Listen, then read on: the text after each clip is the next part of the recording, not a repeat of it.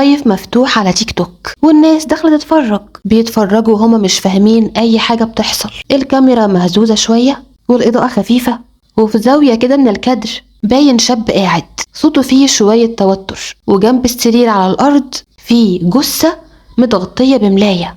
المنظر كله صعب ومش مفهوم، والشاب بيتكلم ويقول: يا اهل الخير، انا مش هنزل من هنا غير لما يجي حد من القنوات يصور معايا ويعرف قضيتي وايه اللي حصل معايا بالظبط. الكلام كان خارج منه ببرود غريب، كأنه في موقف عادي جدا، مش قاعد جنبه جثة. والسؤال اللي بيجي في دماغ اي حد يشوف مشهد زي ده: ايه اللي ممكن يوصل الانسان لكده؟ علشان نفهم القصة كاملة لازم نرجع سنين لورا، نرجع لسنة 2013. في الوقت ده كان في بنت اسمها فاطمة. فاطمة كانت وقتها عندها حوالي 18 سنة، وكانت الابنة الرابعة لأهلها. أحلامها كانت بسيطة جدا، بس بالنسبة لها هي الأحلام دي الدنيا كلها. كانت بتحلم إنها تبقى عروسة، يعني حلم فارس الأحلام اللي هياخدها بالفستان الأبيض. نفسها في زوج يكون سند ليها وكمان يحتويها، لحد ما في يوم جت اللحظة اللي بتغير مصير أي بنت. فاطمة جالها عريس شاب اسمه محمد. محمد كان أكبر منها بحوالي 8 سنين، فرق السن بينهم مش قليل، بس برضه ما كانش كبير لدرجة إنها ترفضه. بالعكس، هي شافته بشكل تاني خالص، ما بصتش بقى لسن ولا الكلام ده. هي حست إنها مرتاحاله. هي كانت شايفاه إنه إنسان هادي وواضح عليه إنه محترم. فقعدوا شوية واتكلموا مع بعض، وكان بينهم كلام عادي جدا. ولكن هما الاتنين في الوقت ده حسوا إنهم حابين يكملوا مع بعض. وفي اللحظة دي فاطمة بدأت في تحقيق الحلم اللي هي كانت مستنياه، من غير ما تعرف إن دي بداية حكاية هتقلب حياتها، وهتروح بعد كده في طريق محدش يتخيله، ولا هي كانت تتخيل اللي هيحصل لها حتى في أسوأ كوابيسها. محمد كان بالنسبة لأهل فاطمة عريس مناسب جدا، راجل بيشتغل نجار مسلح، يعني معاه صنعة ومش بتاع مشاكل، وأسلوبه في الكلام هادي، وكمان شكله محترم. وأثناء ما الأب كان قاعد وبيتكلم معاه كان بيحاول على قد ما يقدر إنه يعرف الإنسان ده فعلا محترم وكويس ولا لأ، ومناسب لبنته ولا لأ. لكن فاطمة كانت في عالم تاني خالص، جواها دوشة أفكار مش طبيعية، بتفكر في كل كلمة يقولها، كل حاجة بتخزن جواها وبتبني عليها حلم. ممكن تكون هي ما حبتوش قوي، بس حبت الإحساس اللي هي حسته، إحساس إنها هتفرح هتلبس الفستان الأبيض وهتكون عروسة. عشان كده لما جه وقت السؤال واتسألت: إيه رأيك يا فاطمة، وموافقة ولا لأ؟ فاطمة ما خدتش وقت كتير في التفكير وقالت إنها موافقة، والأهل كمان في الوقت ده كانوا موافقين. وبعد ما خلاص تمت الموافقة من الكل اتفقوا على الخطوبة، وفعلا تمت الخطوبة. فترة الخطوبة عدت في مكالمات وضحك وهزار ووعود بيتبني عليها حياة كاملة، ودي كانت أحلى فترة في حياة فاطمة، لغاية لما جه اليوم اللي هي كانت مستنياه، يوم الفرح. ومن هنا خلاص فاطمة بقت مرات محمد. ولحد هنا ما كانش فيه أي إشارة تقول إن اللي جاي هيبقى بداية نهاية حياتها، مش بدايتها. فاطمة اتجوزت محمد في شقته اللي كانت فوق بيت أهله، يعني يعتبر في بيت عيلة. أول أسبوع كل حاجة كانت ماشية بهدوء، ومحمد كان بيحاول يظهر أحسن ما عنده، اهتمام وكلام حلو، وفاطمة طبعا كانت بتفسر ده إنه حب. بس المشكلة إن الهدوء ده ما كانش طبيعة محمد. واحدة واحدة تفاصيل صغيرة كده بدأت تلفت انتباه فاطمة، بدأت تاخد بالها إن محمد بقى عصبي في الكلام، بقى ردوده مختصرة جدا، بقى عنده برود غريب في التعامل. طبعا الحاجات دي لو حصلت بسيط ممكن تعدي، لكن لما تكون بتتكرر باستمرار تبقى حاجة تضايق وتخنق. وفاطمة بدأت تحس إن الشخص اللي هي كانت شايفاه اتغير خالص، بقت حاسة إن اللي قدامها ده بدأ يتغير ويبقى كأنه حد تاني.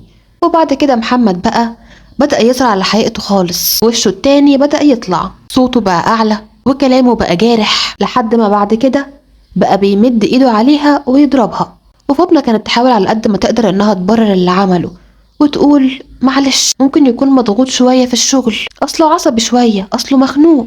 مبررات كتير جدا لكل تصرف بشع يعمله، لغاية لما محمد خلاص اتعود إن فاطمة بتعدي عادي. ومرة ورا مرة محمد بقى من أقل غلطة بيمسكها يضربها، وفاطمة فضلت زي ما هي تستحمل وتسكت. فاطمة كانت شايفة إن الجواز مركب، ولو نزلت منها هتغرق، فقررت إنها تفضل مكملة حتى لو كانت بتتوجع وبتتجرح. وبين كل ده الحياة ما وقفتش، والبيت بدأ يتملي مشاكل من ناحية وأطفال من الناحية التانية. أول فرحة ليهم كانت لما جت بنتهم الأولى عبير. اللحظة دي غيرت حاجات كتير جوه فاطمة. فكرة إنها خلاص بقى عندها كمان بنت منه طبعا حاجة كبيرة جدا بالنسبة لها وبالنسبة لأي أم، فبدأت تطلع أكتر فكرة الانفصال من دماغها. زي ما تقولوا كده بقى في دافع أكبر إنها تكمل معاه. وبعد ما ربنا كرمهم بعبير، ربنا كرمهم بعد كده بهنا وبعدين ريم.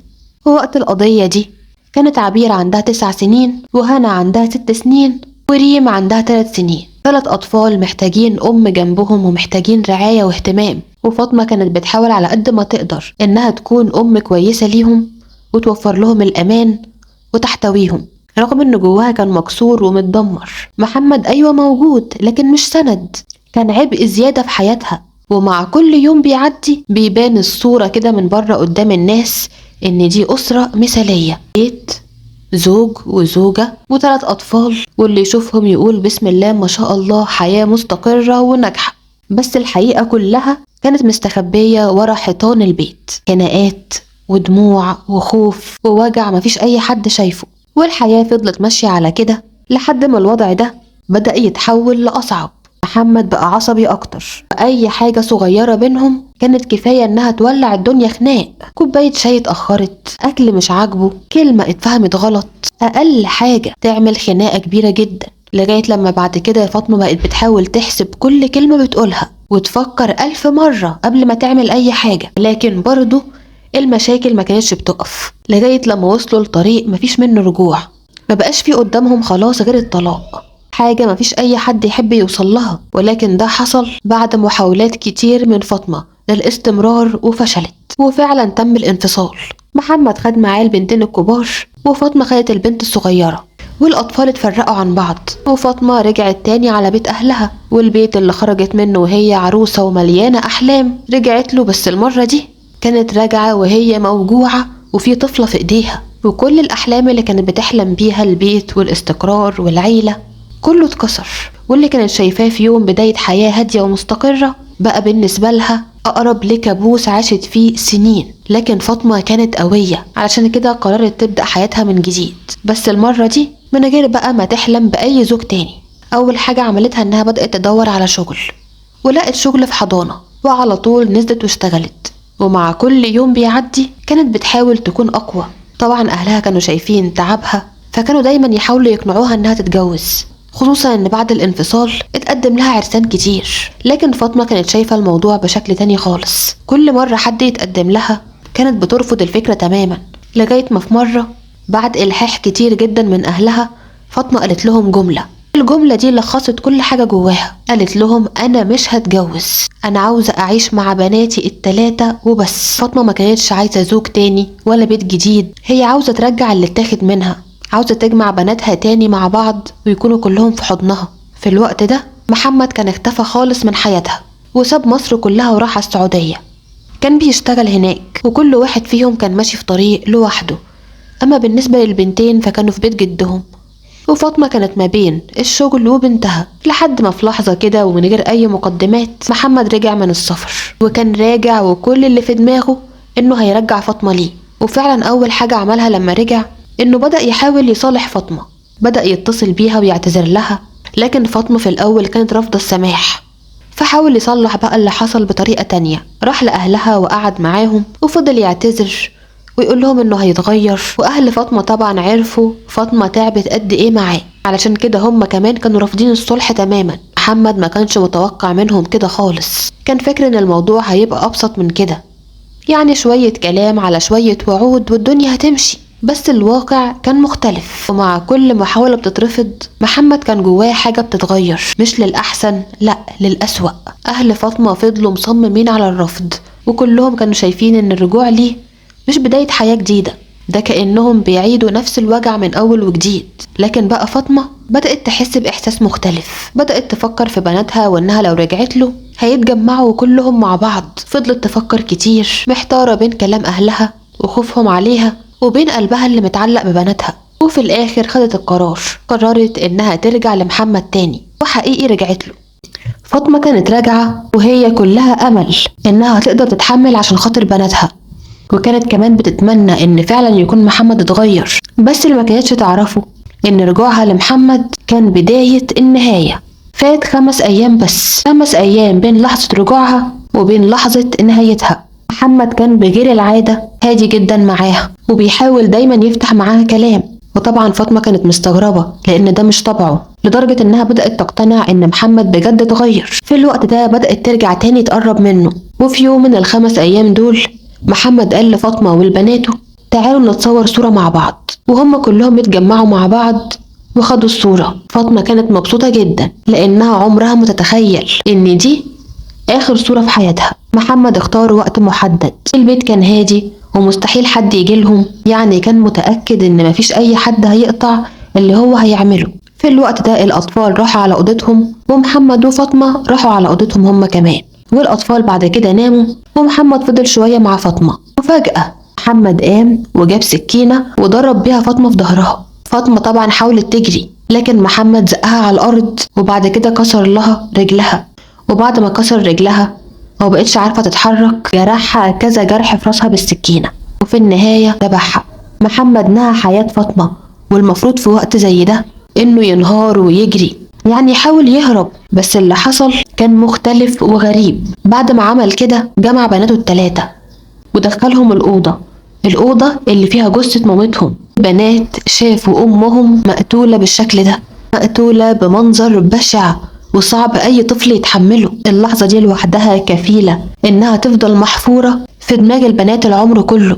بس محمد ما اكتفاش بكده، ده طلع الموبايل بتاعه وبدأ يصور فيديو. بيقول في الفيديو ده إن في شخص دخل البيت وكان عاوز يخلص عليه، وإن فاطمة متفقة معاه. الواضح من الكلام اللي قاله إنه بيحاول يعمل حوار، قصة تخليه ضحية بدل جاني.